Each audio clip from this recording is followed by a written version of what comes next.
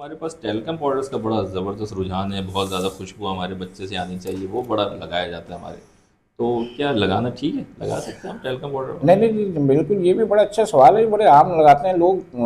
बच्चों को, न्यूनेट्स को खास तौर पे ना लगा के पाउडर गर्दन में इधर उधर, वो सांस से जाता है, वो एलर्जी करता है, न सिर्फ एलर्जी करता है और नमूनिया भी कर देता है वो, अगर सही। वो फेफड़ों तक चला जाए।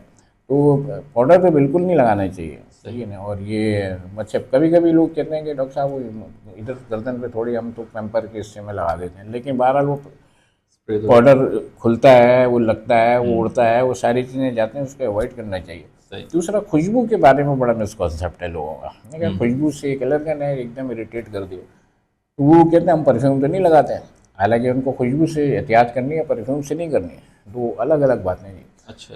यानी खुशबू आप यूँ समझ लीजिए कि बच्चे को उठाया और किचन में ले गए, तो खाना हाँ। पकाने की खुशबू से बहुत होता है।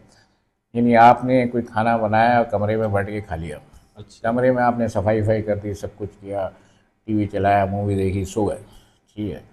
अगले दिन घर में कमरे में कोई आएगा ना, तो सूंघ के बता देगा कि यार रात को बिरयानी खाई थी क्या। बिरयानी का यानी वो खुशबू सारी रात आनी है कमरे में, अच्छा। ठीक है। ऐसे। या आप किसी तकरीब में, या वालदा ने मेहंदी लगाई हुई है, ठीक है, वो 4-5 दिन तक वो खुशबू आनी है उस बच्चे हाँ। को। सही। तो इस तरह ये खुशबुओं को अवॉइड करना होता है।